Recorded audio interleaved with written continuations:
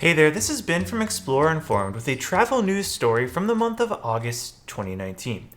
This video will be a news feature of sorts, and we will focus on one key story from this month, which has spun out a number of headlines globally, and that is the protests in Hong Kong. We will talk about what is going on in Hong Kong, why it is happening, what risks it poses, and what it means for travel, particularly for Hong Kong's flag carrier Cathay Pacific.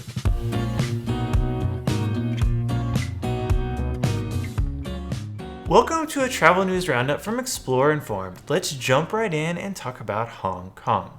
As I'm sure you know by now, anti-government protests have been occurring routinely in Hong Kong, and they have been growing in intensity since they first started 2 or 3 months ago. Hong Kong is a semi-autonomous Chinese territory, officially called a special administrative region, currently in the midst of a 50-year transition period that started in 1997 when the UK ceded sovereignty back to mainland China. During this kind of transition of sorts, China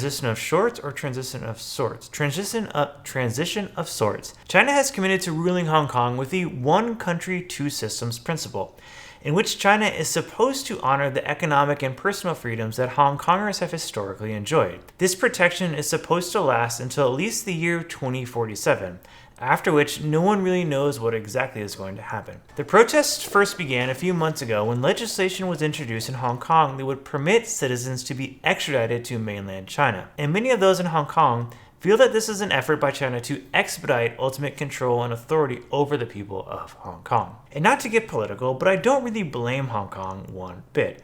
According to the Human Rights Watch, China is a one-party authoritarian state that systemically curbs fundamental human rights. The government has full control over the media and the internet, routinely abducts and imprisons critics and activists, has historically repressed certain ethnic groups and regions like Tibet, and recently has been detaining over 1 million, yes, 1 million Uyghur Muslims in re-education camps, basically prison camps.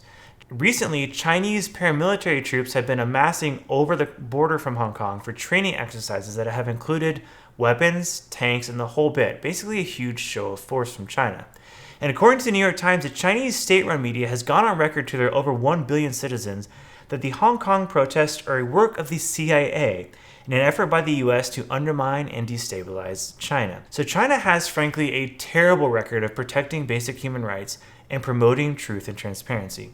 And I wouldn't really want to be swept up into that regime if I was Hong Kong either. But how does this really impact travel? Well, most directly, protests have spread to the airport several times and have severely disrupted airline operations there and have caused numerous delays and cancellations.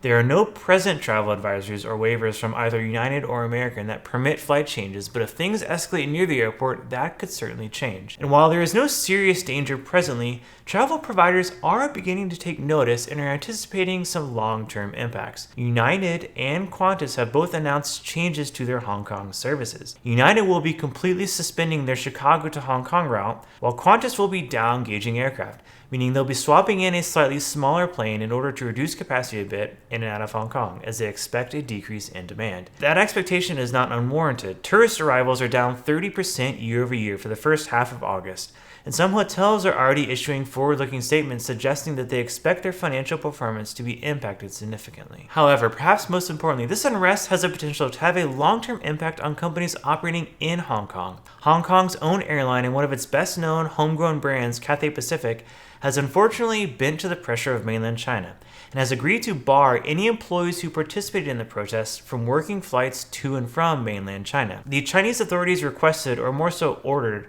that Cathay begin submitting information about all flight crews operating flights into the mainland. But the big question, though, is how do they actually accomplish that? How do they know which employees were or are currently participating in these protests? And to make matters worse for Cathay, on August 16th, the CEO, Rupert Hogg, resigned from his post. Now, Cathay is likely one of many companies facing similar pressure, but they are perhaps slightly more visible because of their presence operating flights worldwide, and their legacy as one of the faces of Hong Kong. Additionally, it probably didn't help that the protests spread to the airport, directly impacting Cathay's own operations there. What is most concerning, though, is what this increased pressure on Cathay Pacific signals for the larger economic situation in Hong Kong. Hong Kong is a massive global financial center, is a very important place of business for many other industries, and is a home of many wealthy companies and individuals. The concern is that China's threats against Cathay are really threats to all multinational companies doing business in Hong Kong.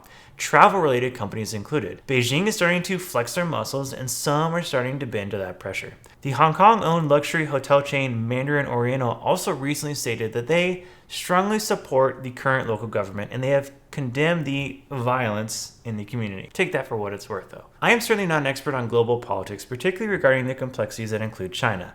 But part of the challenge is that most multinational firms doing business in Hong Kong are also doing business already in mainland China. And many companies are likely to play nice with the local government of Hong Kong in order to avoid losing the right to conduct business in mainland China with its 1.4 billion citizens. So most of these companies are frankly stuck kind of between a rock and a hard place, but I wish that wasn't the case.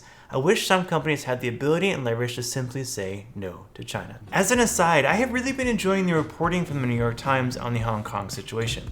This is not a sponsored shout out and not an advertisement. I just simply wanted to tell you that, as I've used some of their content to make this video.